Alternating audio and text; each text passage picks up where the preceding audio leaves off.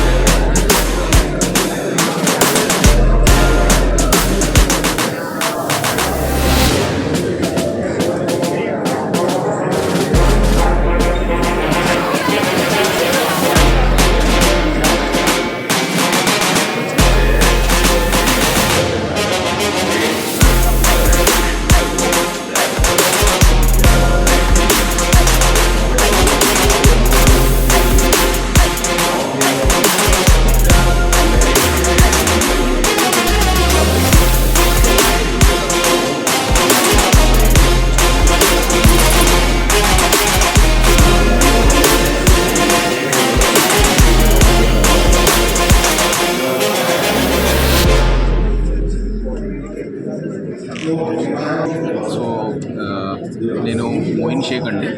నేను police core కంపెనీలో పనిచేస్తాను as CBO of the company, chief business officer of this company. So మా product ఏంటంటే డిజిటల్ ఫోరెన్సిక్ మ్యానుఫ్యాక్చరింగ్ కంపెనీ అండి. So మా దగ్గర మల్టిపుల్ టూల్స్ ఉన్నాయి. సో ఈ టూల్స్ ఏంటంటే all law enforcement agency, police ఆర్గనైజేషన్స్కి అందరికీ మేము ప్రొవైడ్ చేస్తాం. డిఫరెంట్ కేటగిరీస్ ఉన్నాయి. ఒక కేటగిరీ ఏంటంటే ఫస్ట్ రెస్పాండర్, లైక్ మనం ఫీల్డ్ లెవెల్లో పోలీస్ ఆఫీసర్ ఉంటే వాళ్ళకి ఎలా డేటా ఎక్విజిషన్ చేయాలి, ఆ డేటాకి ఎలా క్యాప్చర్ చేయాలి, ఆ క్యాప్చర్ చేయడానికి టూల్స్ ఉన్నాయి మన దగ్గర.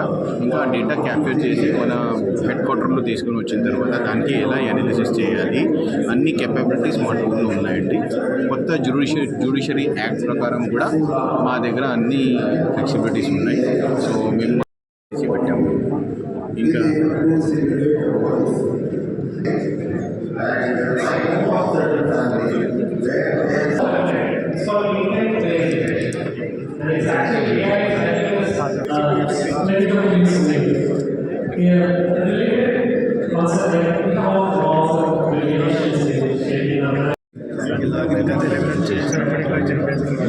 పేరు రూపా మంచిగా అండి.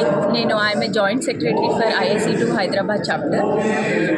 ఈరోజు షీల్డ్ ప్రోగ్రాంలో మేము IIC2 చాప్టర్ స్టాల్ ఒకటి నిర్వహిస్తున్నాము. మా ముఖ్య ఉద్దేశం ఏంటంటే security awareness and education to the general public and also to the professionals. As part of this chapter మేము అన్ని స్కూల్స్కి, కాలేజెస్కి, లేకపోతే జనరల్ ఏరియాస్కి వెళ్ళి సైబర్ సెక్యూరిటీ అవేర్నెస్ ఎడ్యుకేషన్ ఇస్తాము. Most important to all the citizens what message మేము ఇవ్వాలనుకుంటున్నామంటే, any related to the cyber incident ఏదైనా మీకు జరిగితే compulsory reach out to the cyber cell 1930. And మేము ప్రొఫెషనల్స్ కూడా నాలెడ్జ్ షేరింగ్ సెషన్స్ కండక్ట్ చేస్తాము. So that వాళ్ళ ఒక సర్టిఫికేషన్స్ ఒకటి సైబర్ సెక్యూరిటీ ఇండస్ట్రీలో ఎలాగా వాళ్ళ ప్రొఫెషనలిజంని కొంచెం ముందుకు తీసుకెళ్ళాలి, ఫార్వర్డ్ తీసుకెళ్ళాలి అనుకుంటే they can take all the certifications. మీరు కూడా IIC2 చాప్టర్ మెంబర్ అవ్వచ్చు. ధన్యవాదాలు.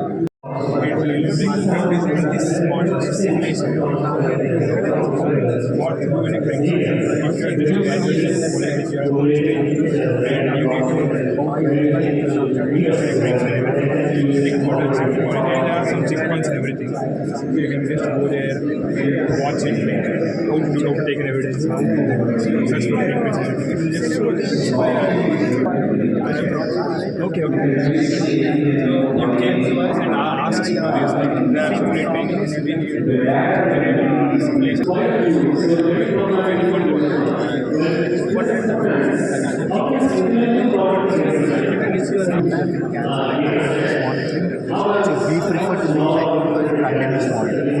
దాని ప్రోడక్ట్స్ ఉన్నాను, మీకు సపోర్ట్ కావాలి అంటే cyber security centre of excellence అనేది ఆల్వేస్ ఉంటుంది. సో మన తెలంగాణ ప్రభుత్వం మరియు పోలీస్ సంస్థ జాయింట్గా షీల్డ్ అనే ఒక కాన్ఫరెన్స్ స్టార్ట్ చేశారు. దీంట్లోగా లా ఎన్ఫోర్స్మెంట్ అంటే పోలీసులు ఇప్పుడు జరుగుతున్న సైబర్ అరాచకాన్ని అరికట్టడానికి టెక్నాలజీని ఎలా వాడుకోవాలి అనే ఒక ఉద్దేశంతో కాన్ఫరెన్స్ చేయడం జరుగుతుంది.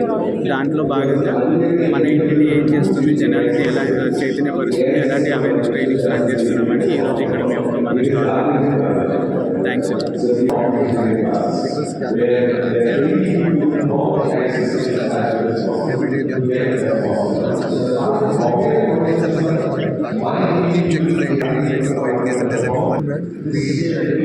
The banking sector also, there's a e-commerce also, private sector, so I face Crypto and Dark Forensics platform. So we have a proprietary software which is used by the law enforcement agencies to discover crimes, investigate crimes happening in cryptocurrency. I am the co-founder and CEO of Honor. Along with me is the CMO of Honor, Shravan Gupta. So using our software, the law enforcement agencies as well as the cryptocurrency exchanges can comply to the AML and CTF norms which are set by the Financial Intelligence Unit, Government of India. So we can show you a case study. Just give me one of the law enforcement agency which was using our software for 3 months has been produced this result. So in these 3 months we have worth of $52,000 of US dollars of crypto in international exchanges, out of which $22,000 US dollars worth of crypto is refunded to the victims. And one person has also been arrested recently in that particular case, which shows that we are having and what law enforcement can achieve with the help of private collaboration. This is just the work we are in long-term partnerships. Any law enforcement agencies in India can collaborate with us. We have been working in ED, Kolkata Police, West Bengal Police, Telangana. There are multiple agencies in Telangana working with us. There is ED that we are working on. So multiple agencies are there with whom we are working right now, and we are looking to collaborate with multiple law enforcement agencies there in India to help them solve the crypto crimes.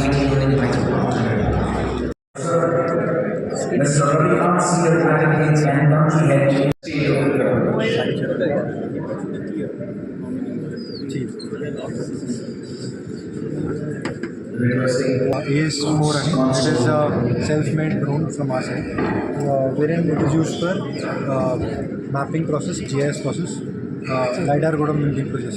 Apart from LiDAR, we are also trying to go for, it depends on the payloads basically, what kind of requirement the client has. Accordingly, we will place the payloads and eventually it will fly. It is having a capability to fly at an altitude of 3,000 meters. And to cover an area somewhere around 20 kilometers in the range. We have worked with, this particular drone has been working with various governments like Gujarat government, Punjab. We have worked with AP also. We are looking forward to work with Cyberabad. Question, and we must debate over it.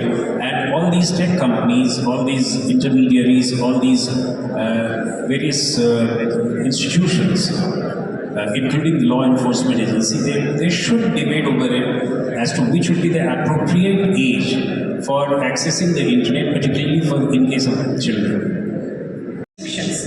So, if something is not legal, then it is definitely illegal. You have some experience on cyber stalking and cyber crimes. In your area of work, would you choose to elaborate and that you can share with our audience? Good evening, everybody. That when there is any online harassment, so first thing that there should be opportunity for women to report it.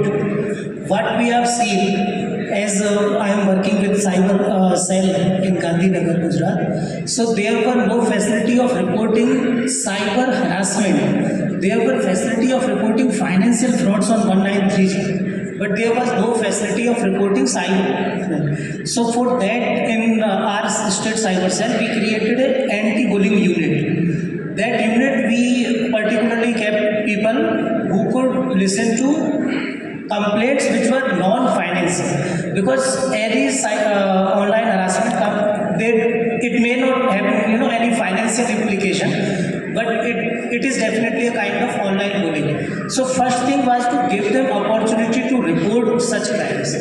Because it was seen that when there is online harassment, so who they would contact? You call 1930, it will say that okay, no money is lost, so we cannot report. You go to police station, then there also they take because the volume of cyber crime is so much. They will say okay, this is a petty complaint kind of thing, so we will not take. So first we gave the channel where they can report the complaint, and then some kind of online harassment that can go to a very large, means deeper. It can go to sexual harassment kind of thing. Then the bullying can go to such an extent that This sort of exposure to women specifically. Yeah, when it comes to raising awareness, I think social media is the platform. Nowadays, I think all men, women or children, all of us are glued to the social media. I think that's one of the really good platforms. When it comes to the helpline now, we all know that there is 1930, which is the National Cybercrime Reporting Helpline number. In fact, in the cybercrime.gov.in portal, there is an anonymous enforcement authorities, and if it is had to be taken up with the intermediaries, it will be taken up from the website, the I4C center itself. So that is one thing which we have to be doing. So reporting is handling online abuse cases. Reporting is a very crucial factor. In fact, the second question which you were asking to Sudharvali, it's about global best practices.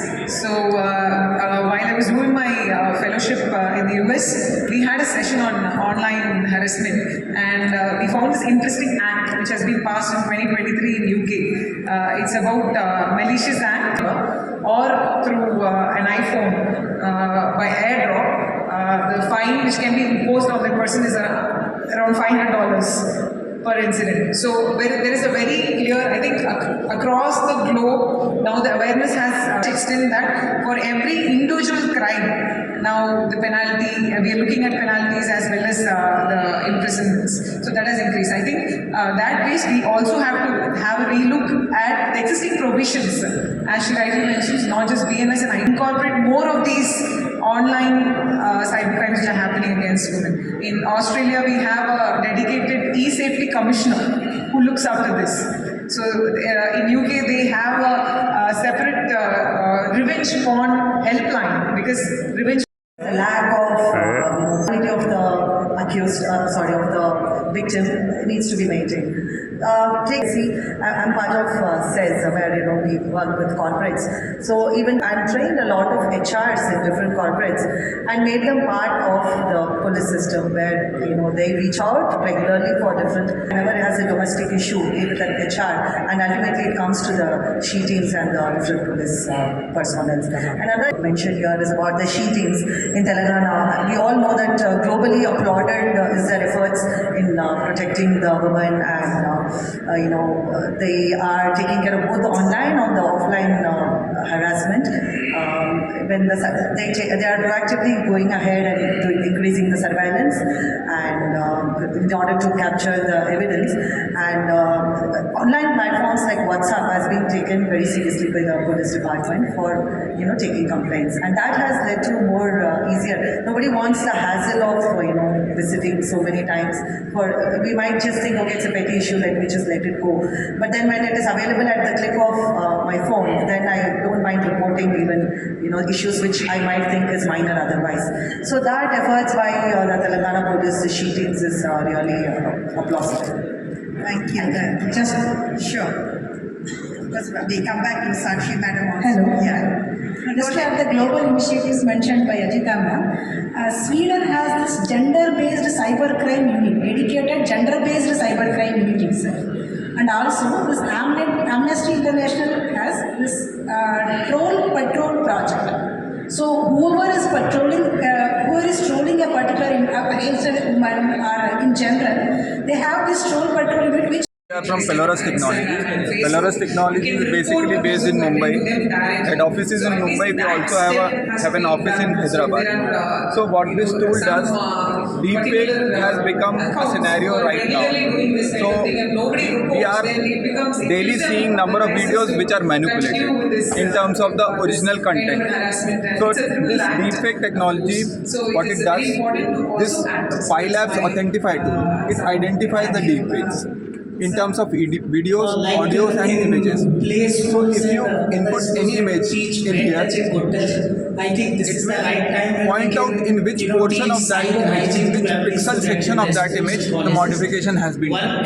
Similarly, in case of video, it will point out in which frame of the video the modification has been done. And finally, in case of audio also, it will point out in which portion of the audio file the content has been modulated. So what it does is it helps the law enforcement agencies to quickly identify which video is a deepfake and which is an original video. So this is a very empowering tool for the law enforcement agencies. We have supplied it in number of states and the feedback has been really positive. They may think that it is a petty crime, but you must report